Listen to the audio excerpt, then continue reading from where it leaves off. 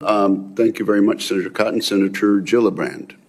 Secretary Hegseth, this committee has had many hearings about the future of warfare and making sure that we have the complement of warfighters that we need to win any future wars and not focus on how we could have done better in the previous war. One of the areas where I have deep concern is cyber defense in this country. I'm concerned about cyber warfare. I'm concerned about cyber terrorism. I'm also concerned about the deployment of UAS, as we've seen being extremely powerful in the war in Ukraine. We've seen what Iran has done. So I'm concerned about our posture with regard to UAS and a defensive posture with regard to UAS attacks.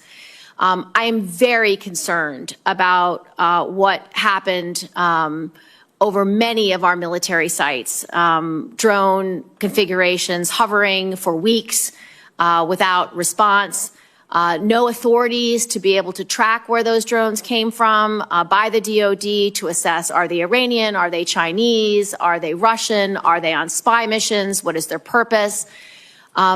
Inadequate authorities, inadequate defenses, inadequate technology. The Langley incursion is incomprehensible. On top of that, I'm very concerned that we are not investing in our cyber professionals, that we don't have enough cyber offense, enough cyber defense. We have currently 30,000 open cyber positions within the DoD. So I'd like to hear from you, what's your plan to have cyber defense and cyber warriors at the appropriate complement? And number two, what is your plan to create the authorities that you need for UAS defense and to have the inadequate response of this is someone else's job no longer come out of our leaders?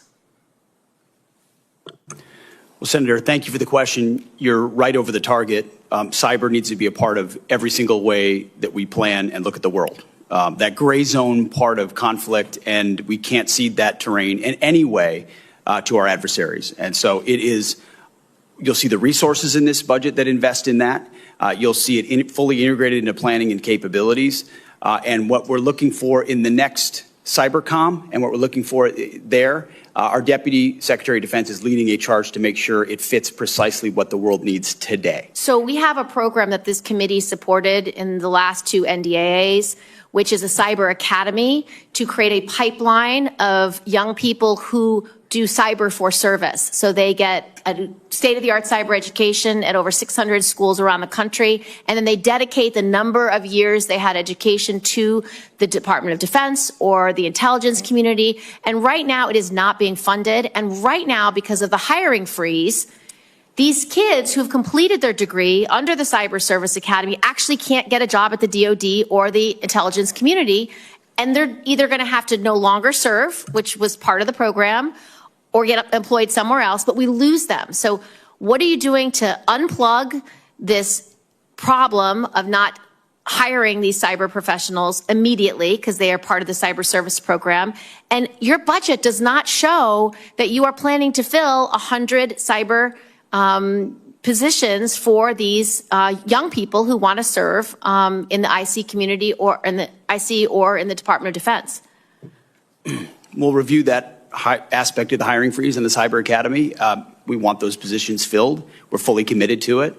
And then on counter UAS, which you mentioned, it is a reality of the modern battlefield, whether it's in Ukraine or elsewhere, that we have to fully account for and address as aggressively as possible. And you have my assurances at the highest levels, we are putting our best people in charge of ensuring we have counter UAS systems that can match the threats of the future. I would like you to prepare for this committee 2 letters in response to these questions. 1, what are you going to do to fill the 1,000 slots for the Cyber Academy?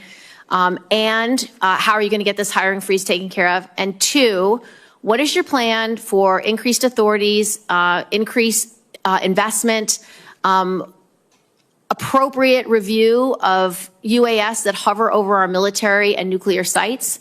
So this committee has a fulsome response from your whole team about how you will address these 2 problems. We will get that to you, Senator, and authorities, you are right, is a huge issue on counter-UAS. It's something that we're gonna Senator address. Cotton and I are committed to passing. We both serve on intelligence and armed services, and so we share the urgency on this issue.